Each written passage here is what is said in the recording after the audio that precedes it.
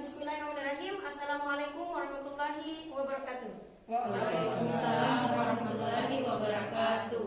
Alhamdulillahirabbil alamin. Puji syukur kita panjatkan kehadirat Allah Subhanahu wa taala atas berkat rahmat dan hidayahnya sehingga pada kesempatan kali ini kita dapat berkumpul dalam rangka melaksanakan kolaborasi di antara teman sejawat, dan tak lupa pula kita kirimkan salam dan salawat atas junjungan Nabiullah Muhammad SAW. Baik Bapak Ibu yang saya hormati, pertama-tama saya ingin mengucapkan terima kasih banyak yang sebesar-besarnya telah meluangkan waktu untuk dapat hadir dalam kegiatan ini yang merupakan salah satu program daripada calon guru penggerak pada pendidikan guru penggerak Kabupaten Pangalengan dan Kepulauan. Baik Bapak Ibu yang saya hormati, adapun kegiatan yang insya Allah saya lakukan pada kesempatan kali ini merupakan salah satu upaya untuk melaksanakan peran daripada guru penggerak dengan menerapkan nilai-nilai daripada guru penggerak. Salah satu peranan dari guru penggerak adalah menjadi coach bagi guru lain. Dalam artian saya tidak akan menggurui Bapak Ibu sekalian. Saya bukan pemimpin yang sebenarnya pemimpin untuk menggurui Bapak Ibu sekalian. Namun pada kesempatan kali ini kita akan berkolaborasi. Kemudian kita akan bertukar pendapat dan share apa yang kita temukan, ilmu yang kita temukan, dan pada dasarnya ilmu ini saya temukan di pendidikan guru penggerak. Nah, kemudian Bapak Ibu yang saya hormati, pada kesempatan kali ini yang akan saya angkat yaitu persoalan konsep budaya positif. Dilatar belakangi bahwa di lingkungan sekolah kita banyak sering terjadi peristiwa pelanggaran ataupun kesalahan-kesalahan yang dilakukan oleh anak didik, namun kemudian diberikan umpan balik atau diberikan solusi, tapi toh ternyata masih ada yang melakukan berulang sampai berulang kali. Nah, inilah salah satu langkah untuk menangani siswa yang bermasalah dengan jalan pembudayaan budaya positif di SMA Negeri 13 Pangkep. Kenapa hal demikian dikaitkan dengan pembelajaran program guru penggerak? Sebenarnya salah satu jalan untuk menerapkan budaya positif itu adalah dengan memperhatikan beberapa koneksi materi. Yang kemarin-kemarin teman-teman, kita hanya mempelajari persoalan konsep pembelajaran Ki Hajar Dewantara. Namun toh ternyata konsep pembelajaran Ki Hajar Dewantara tidak pernah dikaitkan dengan peranan dan nilai daripada guru itu sendiri. Kemudian yang ketiga, tidak pernah Bapak Ibu berpikir bahwa apa yang Bapak Ibu lakukan apakah sinkron dengan visi daripada sekolah kita. Dan yang paling terakhir, apakah konsep pendidikan Ki Hajar Dewantara, peran dan nilai guru yang kita miliki, kemudian visi yang ada di sekolah kita, mampukah untuk menciptakan budaya positif yang ada di sekolah kita? Ini yang tidak sinkron di sekolah kita, Bapak Ibu. Ini yang tidak ada. Kita tahu bahwa visi dan misi sekolah tertempel di dinding. Kita tahu bahwa konsep pendidikan Ki Hajar Dewantara itu bagus, menuntun anak didik tanpa memberikan tekanan. Dan kita tahu bahwa peranan kita sebagai guru adalah memberikan pendidikan yang layak, namun tidak pernah diterapkan dalam pembudayaan positif yang ada di lingkungan kita. Ini yang mungkin akan saya bahas sampai ke depannya. Semoga apa yang saya share menjadi coach bagi teman-teman bisa memberikan manfaat. Bagaimana kemudian siswa yang melanggar tidak mampu mengulangi terus dan berulang untuk melakukan pelanggaran yang dia lakukan. Apa upaya yang kita lakukan gitu untuk menghindari pelanggaran yang berulang pada anak didik? Apa kesalahan kita? Ini inti daripada materi ini. Letak kesalahan kita dalam mendidik terletak di mana? Kenapa sampai anak-anak terlambat masuk belajar? Berulang terus, itu juga orangnya. Besok itu lagi orangnya, besok itu lagi orangnya. Apa yang kita lakukan? Inilah poin keempat. Konsep budaya positif yang tidak ada. Itu. Selanjutnya, sebagai dasar tujuan daripada pendidikan adalah menuntun. Bapak Ibu harus tahu bahwa anak-anak sebenarnya telah memiliki kodrat dalam hatinya. Jadi ibaratkan selembar kertas. Selembar kertas bukan kita yang tulis. Si A sifatnya harus rajin, si B sifatnya harus taat beribadah, bukan kita yang menulis. Di dalam kertasnya anak-anak, dalam diri anak-anak, dia sudah tertulis full, penuh. Tugas kita adalah menuntun. Mau diapakan si A, mau diburamkan yang buruk karakternya, mau ditonjolkan karakter yang bagus. Begitu kondisi pendidikan menurut Ki Hajar Dewantara. Jadi bukan ditekan, bukan diarahkan bahwa harus rajin belajar, jangan terlambat. Kenapa kamu terlambat? Karena kita tidak tahu anak-anak kodratnya di mana. Dia tidak senang basket. Ya, baik Bapak Ibu, pada dasarnya konsep Ki Hajar Dewantara dia menuntun, bukan memberikan paksaan kepada anak-anak. Kita harus tahu. Jadi misalnya dia punya minat di basket, jangan dipaksakan anak-anak tersebut untuk minat di olahraga yang lain. Begitu pula dengan yang lain. Apakah dia seninya seperti ini? Kita nonton itu. Jadi konsep pembelajaran dan pendidikan Ki Hajar Dewantara segalanya adalah memahami kodratnya anak. Kenapa kemudian anak-anak terlambat hari ini, kemudian besok terlambat lagi, kemudian besoknya dia lagi yang muncul? Ya disebabkan karena Bapak Ibu tidak paham bahwa kodratnya anak-anak ada di mana. Anak-anak sebenarnya alasan untuk terlambat si A, B, C nya beda-beda Bapak Ibu, dia tidak sama. Inilah konsep Ki Hajar Dewantara yang mau diterapkan dan terlupakan di pembelajaran kita. Terkadang kita menyamaratakan kelas 10 terlambat, dihukum satu kelas, padahal tidak sama Bapak Ibu. Ini letak kesalahan sebenarnya yang kita lakukan. Saya lanjut. Nah, kemudian untuk konsep Ki Hajar Dewantara yang sebenarnya, untuk mewujudkan pemikiran filosofi Ki Hajar Dewantara dalam proses pembelajaran, perlu dilakukan berbagai perubahan. Pada konsep pembelajaran diantaranya adalah memberikan materi pembelajaran dengan selalu mempertimbangkan kodrat anak, bukan ditekan. Ibaratkan selembar kertas, anak-anak sudah penuh itu selembar kertas karakternya. Apa yang kita lakukan? Menuntun. Tonjolkanlah karakter baiknya, buramkan karakter buruknya. Kita sekarang adalah petani, anak didik adalah bibitnya, sekolah adalah ladangnya. Hasil yang kita temukan dari bibit itu adalah apa yang kita tanam. Tetapi bibit itu bisa tumbuh tergantung daripada apa yang kita lakukan kepada anak-anak. Jagung contohnya, biji jagung atau padi atau apa Bapak Ibu bisa memberikan sampel dalam pemikiran. Kita tanam di tempat yang tidak subur. Ibaratkan anak-anak sekolah di tempat yang tidak nyaman. Apa yang terjadi? Tentu pertumbuhan tidak bagus. Bapak Ibu fasilitasilah mereka dengan yang baik. Kemudian cara saya, apakah saya beri pupuk? Apakah saya tetap memberikan disiram terus setiap hari? Tapi kalau saya tinggal diam-diam lihat saja, inilah konsep pendidikan Ki Hajar Dewantara yang tidak kita terapkan. Begitu maksud daripada konsep daripada pemikiran Ki Hajar Dewantara. Nah, kemudian prinsip menuntun. Menuntun yang bagaimana maksudnya adalah yang biasa kita dengar, semboyan ingat susun keledai, ingat di mauka sedang tuturi handayani. Ini yang selalu terjadi, yang sampai Ki Hajar Dewantara diangkat menjadi Menteri Pendidikan pertama.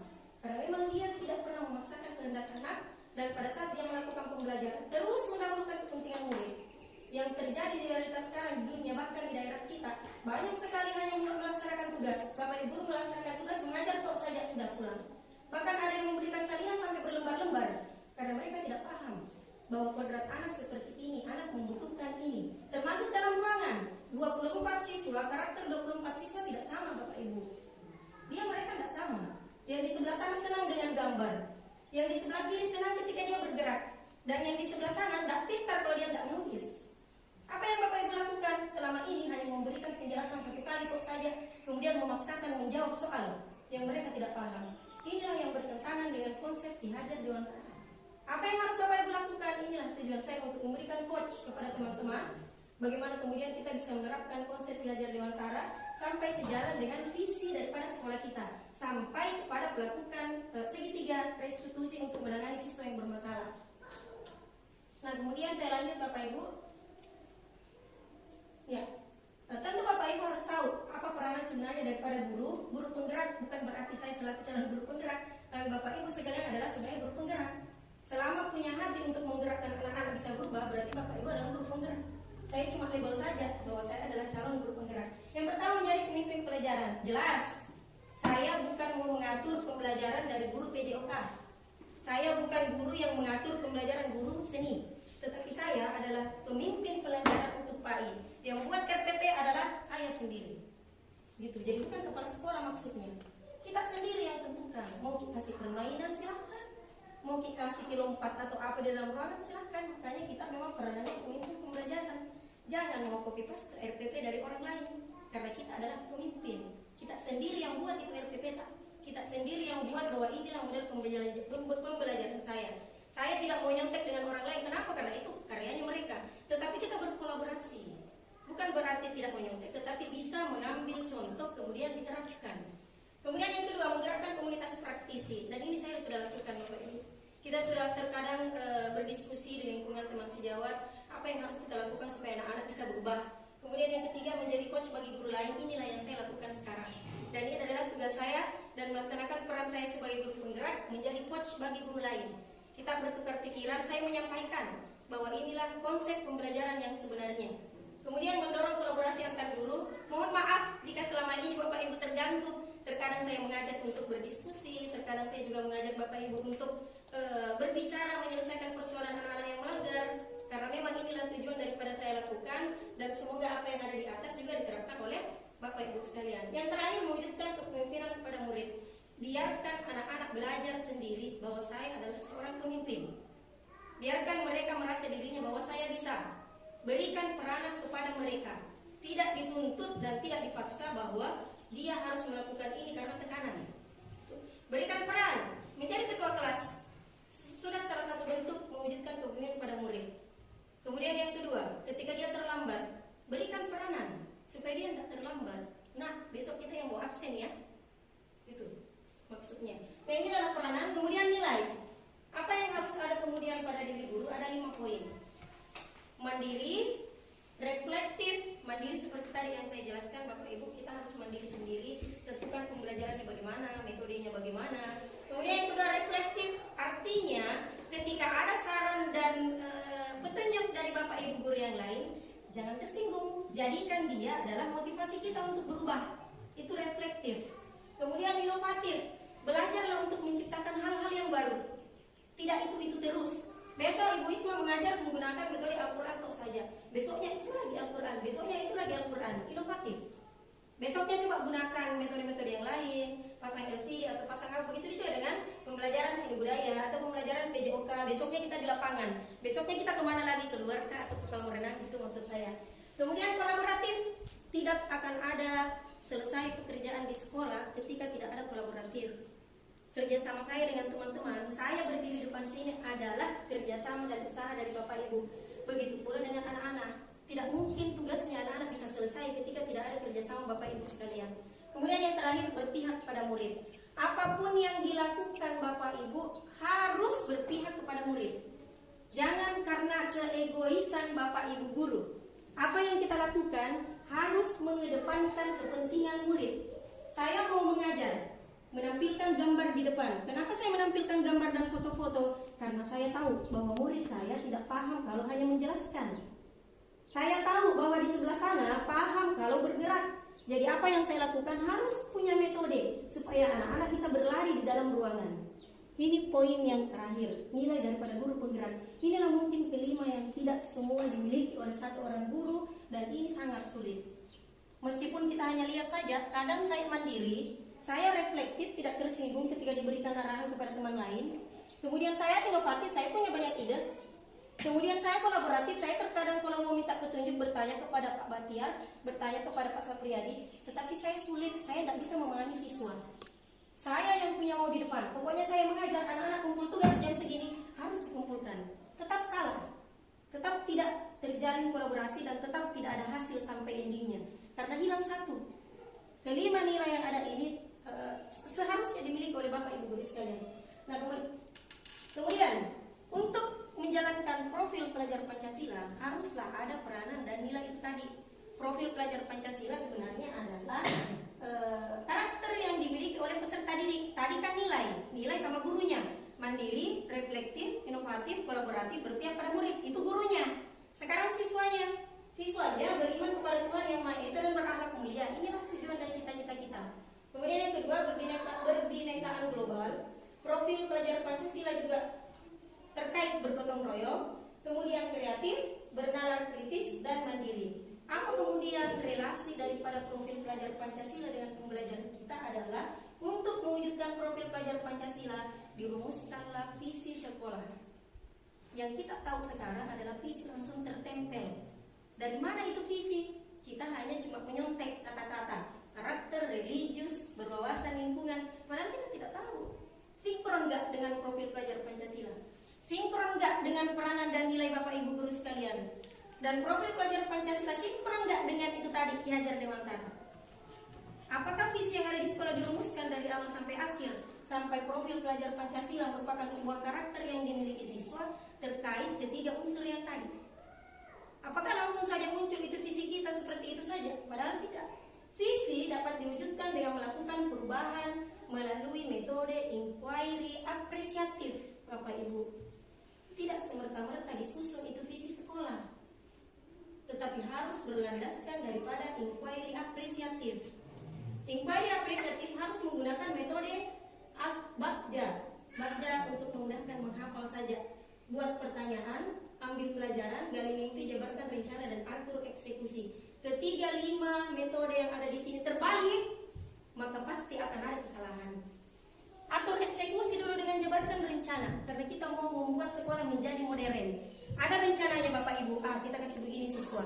Tetapi sebentar boleh dilaksanakan, ambil pelajaran, pasti akan terbalik dan tidak akan menghasilkan kepada tujuan yang diinginkan.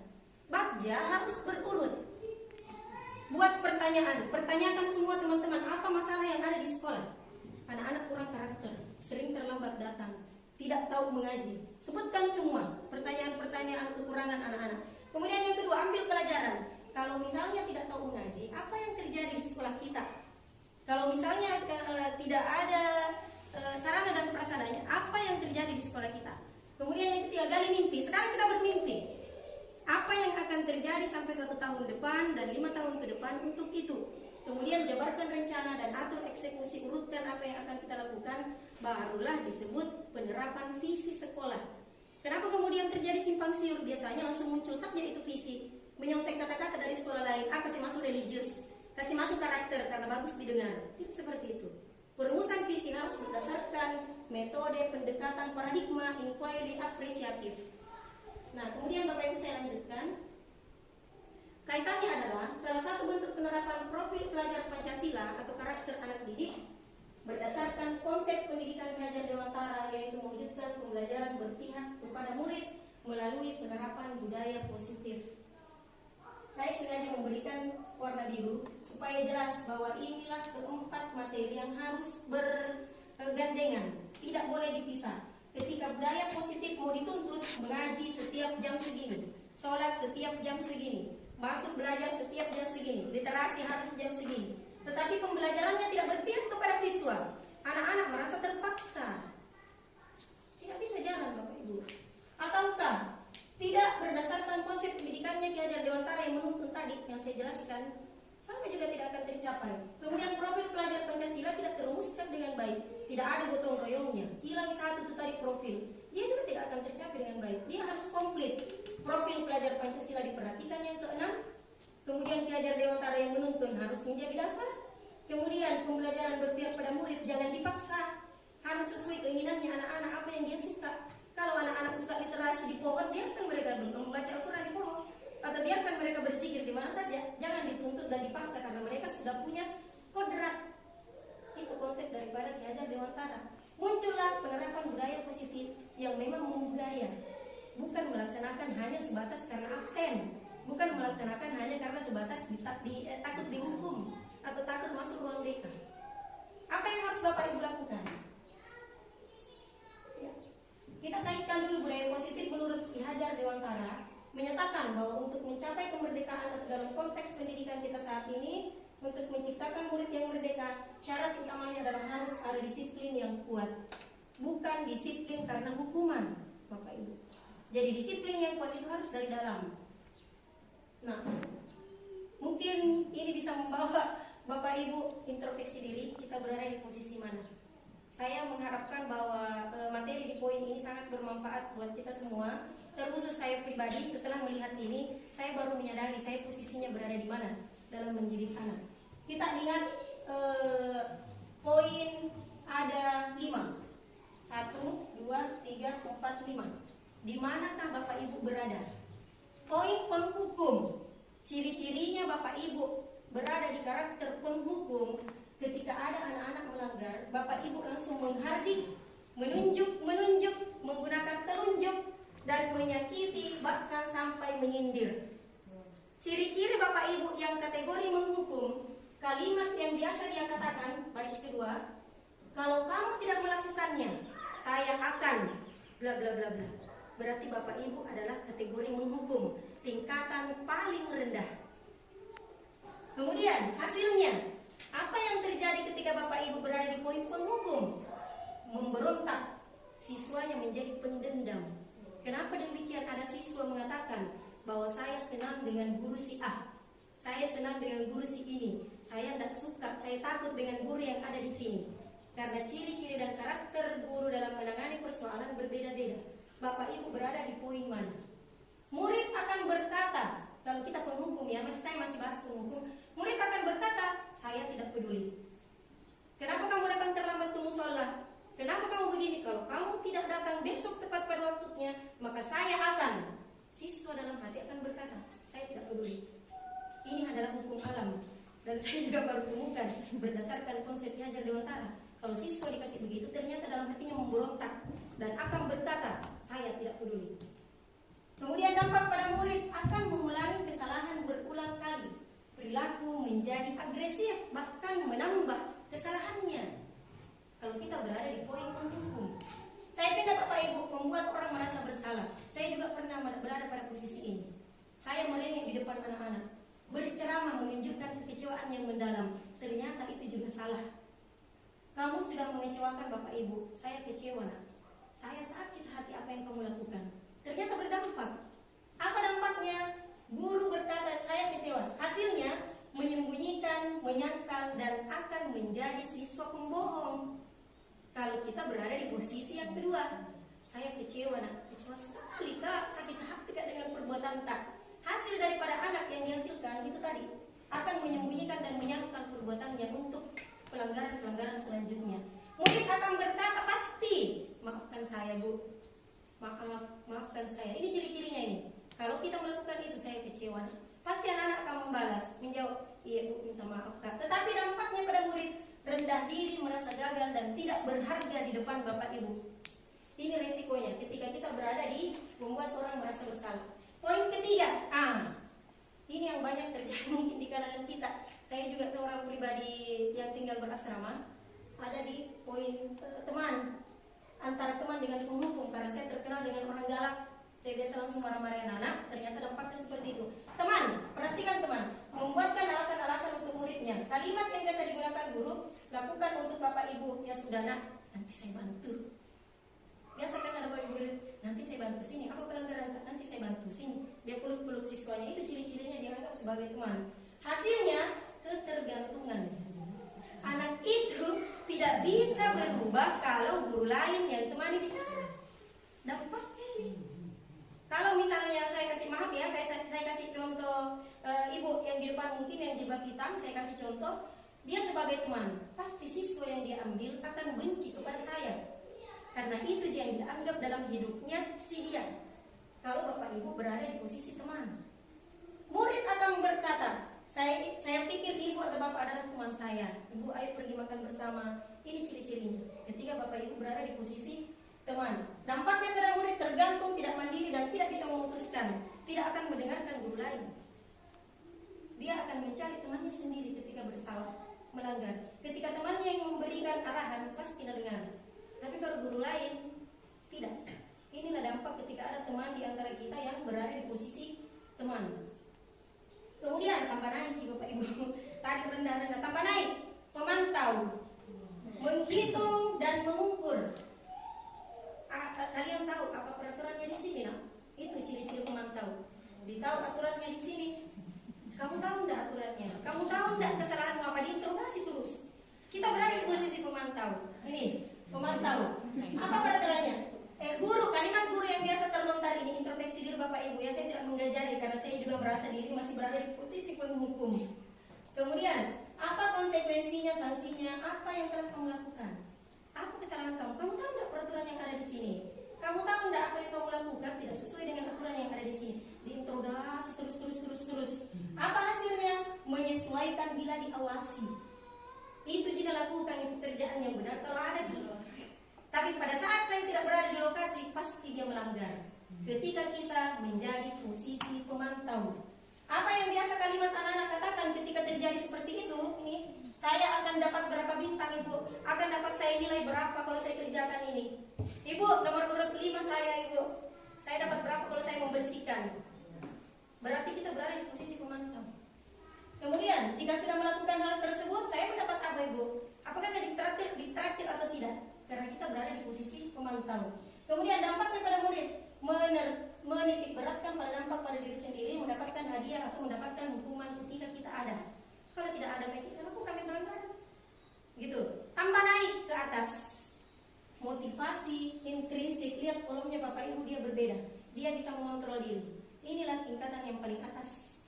Guru yang seharusnya punya miliki tingkatan di atasnya pemantau, namanya manajer. Mengajukan pertanyaan-pertanyaan dulu. Kemudian apa yang kita yakini atau apa yang kamu yakini hal tersebut. Kalimat guru yang biasa dilontarkan untuk menjadi manajer.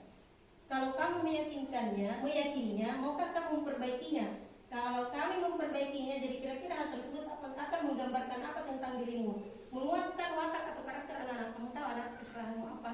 Mau tidak kamu rubah? Nanti saya bantu, kemudian diarahkan, berikan petunjuk. Bagaimana caranya agar siswa bisa memperbaiki keadaan ini? Saya akan memperbaiki masalah ini dengan ini. Bukan kita yang kasih solusi. Kita manajer memberikan kesempatan kepada anak-anak berdasarkan Ki Hajar Dewantara. Apa yang bisa kamu lakukan supaya kamu tidak terlambat lagi? Coba berikan kepada saya. Buat saya yakin bahwa kamu tidak terlambat lagi. Apa yang bisa kamu lakukan, apa yang bisa kamu inikan supaya kamu bisa tidak terlambat lagi. Biarkan mereka berpikir, tetapi tidak dilepas Bapak Ibu. Dia diarahkan, dipantau, kemudian diberikan arahan bahasa-bahasa ini yang dibantu. Diberikan solusi terhadap pelanggarannya. Apa yang berdampak mengevaluasi diri, bagaimana menjadi diri yang lebih baik. Artinya dia ada di situ kesadaran diri dalam hati. Untuk poin manajer akan dibahas selanjutnya. Ketika terjadi betul pelanggaran, apa yang terjadi? Maka budaya positif ini ya, yang salah satu budaya positif tadi, penghukum, membuat orang merasa bersalah, teman, monitor, dan manajer. Dibuat keyakinan keras untuk mewujudkan motivasi intrinsik. Jadi kenapa bisa manajer muncul? Karena memang motivasi dari dalamnya. Bukan karena takut dihukum, bukan karena ada gurunya menyaksikan, bukan karena gurunya menjadi teman, mengajak pergi makan apa dan segalanya. Ada dampaknya semua itu. Mereka tidak akan mendengarkan guru lain. Jadi posisikanlah diri kita kepada posisi manajer.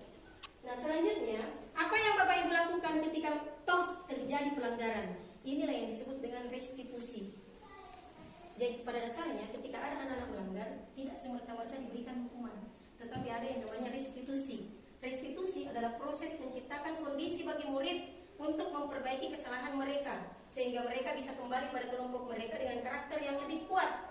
Restitusi juga adalah proses kolaboratif yang mengajarkan murid untuk mencari solusi untuk masalahnya sendiri dan membantu murid berpikir tentang orang seperti apa yang mereka inginkan. Dia diajar untuk mengarah ke tingkat yang lebih dewasa. Sebenarnya apa yang kamu inginkan? Kamu kesini untuk jadi apa? Bantu dia untuk diarahkan, tetapi tidak mentok langsung bilang sebagai teman tok saja. Beda Bapak Ibu. Kalau teman, apapun yang dia inginkan, kita ikuti. Kita barengi jalan bareng-bareng beda dengan ini. Kita dampingi, membimbing. Tuturi handayani, hingga susah tulu beriman yang mengungkapsi. Itu adalah Ki Hajar Dewantara untuk memberikan restitusi. Ki Hajar Dewantara menyatakan bahwa kemerdekaan adalah konsep disiplin diri yang terwujud melalui motivasi intrinsik, bukan dari luar.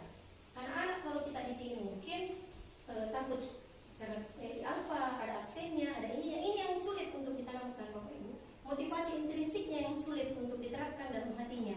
Nah kemudian bukan intrinsik dan tidak harus melalui hukuman. Bahkan dikatakan oleh ahli-ahli Al-Fiqh mengatakan bahwa pemberian penghargaan adalah sebuah bentuk hukuman seseorang. Bahkan mereka menganggap bahwa memberikan penghargaan kepada anak-anak adalah hukuman sebenarnya. Besok yang dapat nilai ini saya kasih permen, dikasih lagi permen. Besoknya mau semangat dia, semangat karena dikasih hadiah besoknya. Dikasih lagi hadiah yang terbersih kamarnya, misalnya. Dikasih lagi hadiah yang paling rajin rajin ikut upacara. Dikasih feedback, apakah istilahnya? Dikasih umpan balik, ya dikasih feedback, dikasih umpan balik atau dikasih apa? Sebenarnya penghargaan adalah hukuman bagi mereka. Dampaknya kenapa sampai Al-Fikon mengatakan seperti itu? Hilang gurunya, sakit, gurunya sakit, digantikan oleh guru lain. Malaslah satu ruangan.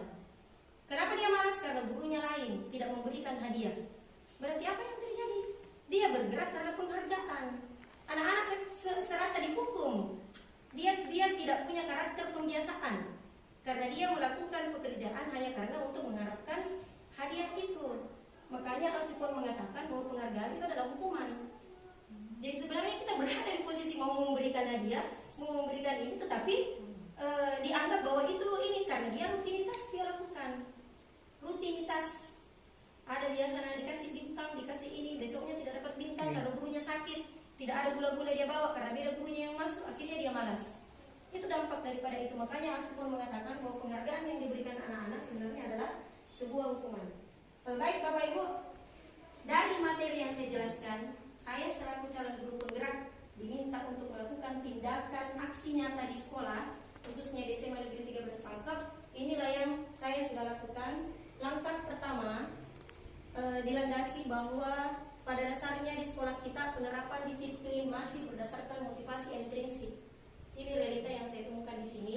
Rata-rata anak-anak melakukan budaya disebabkan karena motivasinya dari luar, takut sama gurunya, takut dihukum, belum ada kesadaran dari dalam. Makanya aksi nyata yang saya lakukan seperti ini. Kemudian yang kedua, tujuannya menumbuhkan budaya positif di kelas, di sekolah melalui disiplin positif dengan kesepakatan kelas dan atas dasar motivasi intrinsik. Nah kemudian tolak ukur bukti terwujudnya keyakinan kelas atau kesepakatan kelas. Bapak Ibu mungkin bisa melihat sebagian, meskipun belum beberapa pencapaian berapa persen. Jadi saya bisa tampilkan bukti-bukti dalam bentuk dokumentasi. Kemudian presentasi jumlah siswa melaksanakan kesepakatan kelas mencapai 90-100%. Yang saya lakukan belum menyeluruh secara keseluruhan satu sekolah, namun kemudian baru satu kelas. Yang saya fokuskan adalah kelas 12 Al-Hayyan. Nah kemudian untuk lini masa, urutan daripada yang saya sudah lakukan, konsultasi dengan kepala UPT, alhamdulillah sudah selesai. Sosialisasi dengan teman sejawat sudah selesai kemarin lalu. Kemudian merumuskan kesepakatan kelas bersama siswa kelas 12 Al-Hayyan, mengimplementasikan kesepakatan kelas menjadi budaya positif, merefleksikan tindakan, saya menerima saran dan masukan dari Bapak Ibu. Apa kekurangan saya dan saya letaknya di mana, apa kurangnya. Kemudian mendokumentasikan tindakan yang saya lakukan. Ya, kemudian faktor pendukung yang saya harapkan dan alhamdulillah ini sudah terjalin dengan baik, kepala UPT, teman sejawat, Bapak Ibu sekalian. Saya sangat mengharapkan bantuan sampai ke depannya. Kemudian murid, orang tua murid, dan sarana prasarana. Penerapan konsep budaya yang saya lakukan ada dua. Saya akan memperlihatkan dokumentasi. Kemudian yang kedua, dokumentasi penerapan dalam kehidupan sehari-hari. Bapak Ibu mungkin bisa memperhatikan kesepakatan yang saya buat bersama kelas 12 Al-Hayyan. Dan jika mendapatkan tanggapan positif dari Bapak Ibu, mohon bantuannya untuk menerapkan di semua kelas. Kalau perlu kita terapkan di satu lingkungan sekolah. Saya sudah sepakat bahwa mereka akan membuang sampah pada tempatnya. Ketika saya mengajar PAI dulu, kecil-kecilan dulu Bapak Ibu. Kemudian yang kedua, bekerja bakti atau membersihkan secara berkala. Kemudian menanam pohon atau tanaman, mematuhi protokol kesehatan, memakai sepatu saat berolahraga.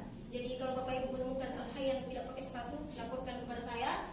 Kemudian cek suhu tubuh setiap saat, mengikuti PBM tepat pada waktunya dan mengumpulkan tugas tepat pada waktunya. Jadi kami punya kesepakatan dengan Al-Hayyan. Mereka punya konsekuensi ketika tidak mengumpulkan tugas tepat pada waktunya. Kemudian akan sholat berjamaah dan melaksanakan rutinitas ibadah.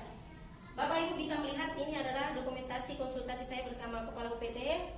Kemudian konsultasi saya bersama Bapak Ibu pada saat berdiskusi dan berkolaborasi dengan teman sejawat.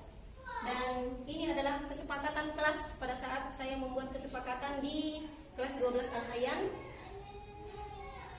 Mereka sudah membuat kesepakatan dalam bentuk yang lebih menarik. Selanjutnya realisasi daripada kesepakatan yang mereka buat. Mereka sudah melakukan kerja bakti secara rutinitas dan melaksanakan protokol kesehatan.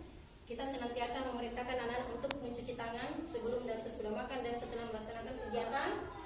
Kemudian melaksanakan sholat berjamaah dan beribadah akan terus dilakukan secara rutin, literasi Al-Quran.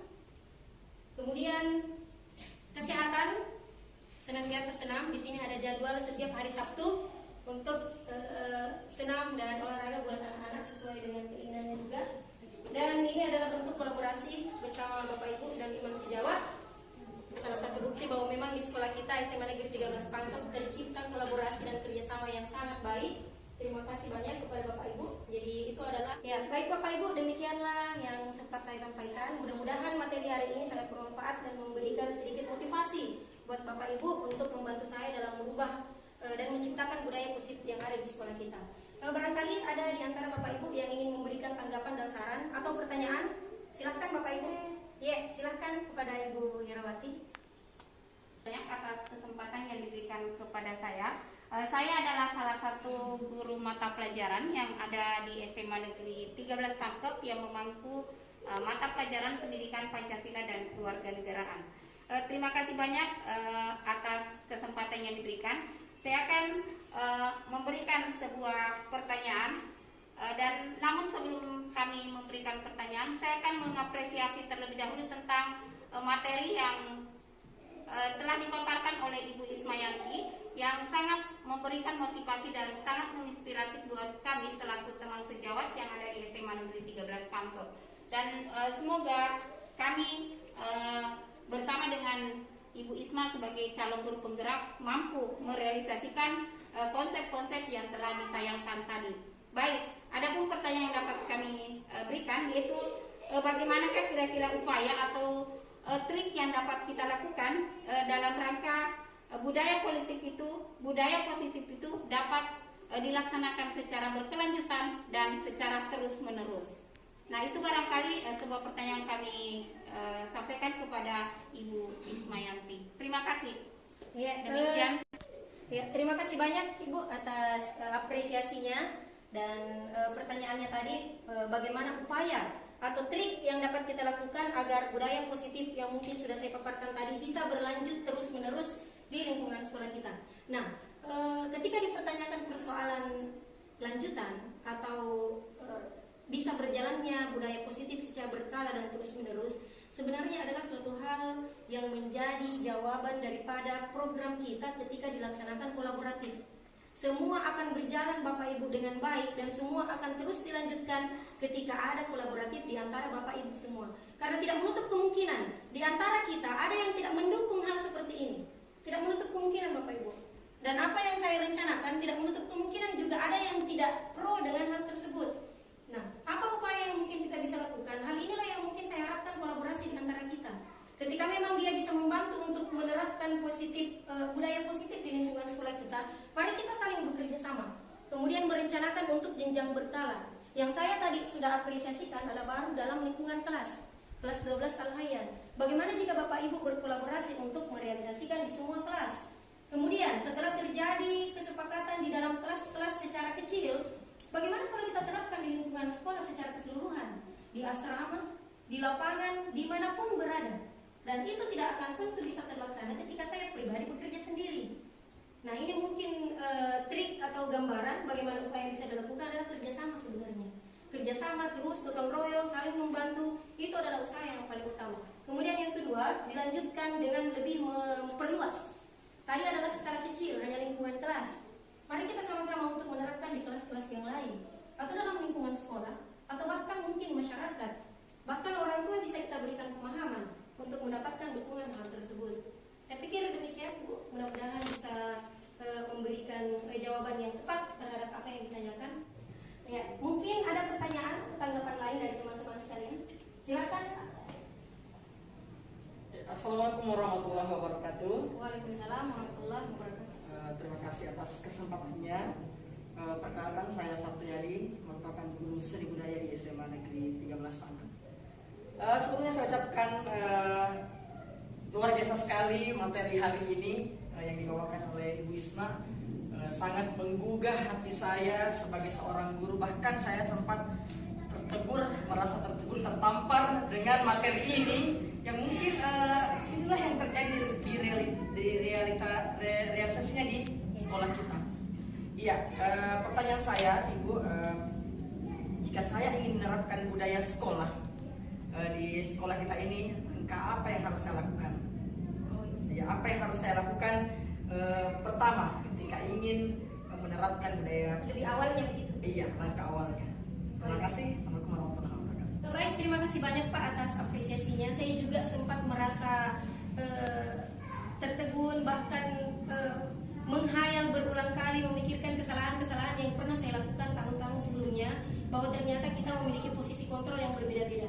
Di antara kelima posisi tersebut ada sebagai penghukum, pemberi kesalahan, membuat merasa bersalah anak-anak, teman, pemantau, dan yang paling tinggi sebenarnya posisinya adalah sebagai manajer. Dan mudah-mudahan Bapak Ibu bisa menerapkan dan menempatkan diri pada posisi yang sebenarnya. Terkait dengan langkah awal, ya, kalau ditanyakan langkah awal sudah luar biasa barangkali kalau misalnya Bapak selaku guru seni budaya sudah tergerak, ya, semboyan daripada guru penggerak tergerak dulu, kemudian bergerak sendiri dan menggerakkan orang lain. Tergerak karena Bapak sudah rencana bahwa untuk melakukan dan menanyakan upaya langkah awal itu merupakan tergerak dari hati Bapak untuk menerapkan apa yang saya sudah terapkan. Ketika Bapak sudah memberikan petunjuk dan mendapatkan apa yang telah diarahkan dari awal, pasti Bapak akan bergerak. Dan dia adalah secara otomatis.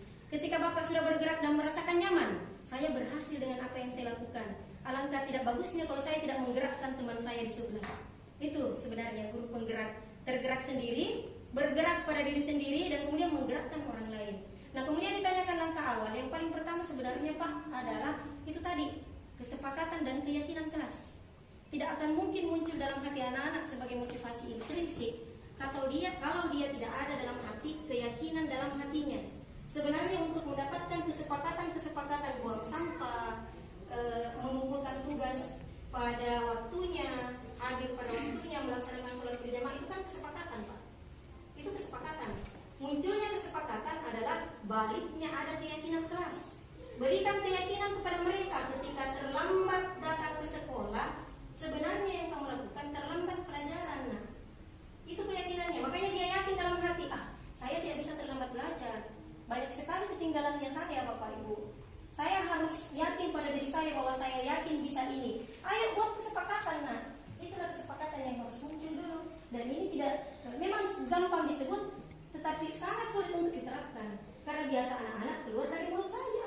Saya yakin besok saya tidak akan terlambat. Saya minta maaf atas kesalahan saya. Oke, kita buat kesepakatan. Kesepakatan kita hari ini, kelas 12 ini atau kelas 10, tidak ada lagi yang terlambat besoknya. Itu kesepakatannya yang paling pertama dibuat. Tapi alangkah ganjalnya juga kalau anak-anak berada di posisi itu tadi, kalau kita sering melakukan pemantau atau membuat merasa bersalah, dia masih muncul kebohongan dalam hatinya. Nah, inilah tadi sinkronisasinya, kolaborasi lagi. Tidak bisa berdiri sendiri, Pak. Harus ada guru lain, minimal BK atau siapa yang bisa saling membantu untuk mengidentifikasi siswanya, buat keyakinan kelasnya apa, buat kesepakatan kelasnya bagaimana, kemudian disepakati bersama untuk kelas. Yang ditanyakan untuk sekolah lebih besar lagi, Pak. Ada kepala sekolah, buat kesepakatan di lingkungan sekolah, guru-gurunya harus 100%. Tidak bisa berjalan kalau kita saja. Kemudian untuk kemungkinan di mereka di luar, kita menerapkan budaya positif, ada juga yang melanggar di luar. Tidak ada, tidak sinkron dengan menuntunnya Ki Hajar Dewantara, karena dia tidak berada di samping sebagai pembimbing. Ketika di depan sebagai panutan, Ki Hajar Dewantara, Bapak Ibu, ketika di samping Baraya Lesu kita juga membimbing mereka. Kemudian ketika kita di belakangnya, Nana memberikan dorongan dan motivasi. Ayo nak belajar, gitu prinsip daripada Ki Hajar Dewantara. Jadi langkah pertama itu buat kesepakatan kelas yang muncul daripada keyakinan kelasnya anak-anak. Setelah itu Pak, ada kesepakatan kelas, rumuskanlah kesepakatan itu, kemudian tempelkan di manakah? Tempel di pada saat di ruangan seni, mungkin tempel besar-besar di ruangan seni. Mau masuk, lihat kesepakatan kita. Kalau tidak sepakat, panggillah untuk melanjutkan segitiga restitusi. Itu tadi restitusi. Restitusi itu bukan kita yang melaksanakan, tetapi butuh bantuan orang lain untuk melaksanakan restitusi. Siapa restitusi yang bisa bantu? Butuh kolaborasi lagi. Kita cari siapa yang bisa membantu kita untuk restitusi. Restitusi adalah bukan proses menghukum, bukan mengintimidasi, tetapi ada tahap-tahap ketika anak-anak melanggar supaya bisa sinkron semua itu dari awal. Jadi tidak berhenti di kita, biar setengah mati kita usaha, guru lain tetap melakukan pelanggaran di kelas sebelah. Tidak bisa Pak, harus kolaborasi memang satu sekolah. Saya pikir itu Pak, semoga bisa mewakili pertanyaannya tadi. Ya, ada mungkin masih ada pertanyaan atau tanggapan saran? Silakan. Ya, silakan mungkin ibu yang di belakang. Assalamualaikum warahmatullahi wabarakatuh. Waalaikumsalam warahmatullahi wabarakatuh. Terima kasih atas kesempatan yang telah diberikan. Perkenalkan, nama saya Sahruni, salah satu guru BK di SMA Negeri 13 Pangkep. Sebagai guru BK, saya sangat mengapresiasi dan tertarik dengan materi yang telah Ibu paparkan tadi. Ini mungkin sebagai saran, mungkin untuk kedepannya bisa bekerja sama dan berkolaborasi dengan bimbingan konseling untuk pelaksanaan segitiga restitusi. Saya kira itu saja, Bu. Terima kasih banyak Ibu atas apresiasinya, karena memang dari awal kalau kita lihat daripada konsep Piajar Dewantara, dia terus mengarah kepada konseling sebenarnya. Dan luar biasa ini Bapak pertanyaan sebelumnya, solusi yang terbaik adalah yang tadi. Sudah ada yang membuka ruang bahwa untuk menangani siswa yang melanggar supaya sinkron dengan kesepakatan yang kita buat, ada BK ternyata yang menawarkan bahwa BK tempat yang paling baik untuk menerapkan segitiga restitusi itu. Segitiga restitusi itu adalah bentuk ketiganya, diidentifikasi masalahnya, kemudian dibuat keyakinannya, kemudian diantar anak-anak untuk berubah. Inilah segitiga restitusi penerapan BK sebenarnya. Dan sudah menawarkan dengan baik bahwa sebenarnya di lingkungan sekolah kita ada BK yang bisa memfasilitasi dan bisa mewadahi pelaksanaan segitiga restitusi itu. Saya pikir sangat komplit diskusi kita kali ini dan kegiatan kita kali ini. Mungkin masih ada Bapak Ibu. Kalau tidak, saya ucapkan terima kasih banyak atas partisipasinya. Semoga yang kita bahas hari ini terkait dengan budaya positif, terkait dengan konsep pembelajaran yang Piajar Dewantara, peran dan nilai dari guru yang harus kita miliki, kemudian bagaimana caranya untuk merumuskan visi, tidak sekedar langsung merumuskan tok saja sampai kepada pengaplikasian. Mudah-mudahan bisa menjadi motivasi yang besar buat Bapak Ibu, sehingga bukan cuma kelas 12 hal yang kita terapkan, tetapi bisa di kelas-kelas lain dan bisa secara keseluruhan satu lingkungan sekolah. Sekali lagi terima kasih banyak. Saya ingin dengan ucapan wabillahi taufiq wal hidayah. Wassalamualaikum warahmatullahi wabarakatuh. Waalaikumsalam.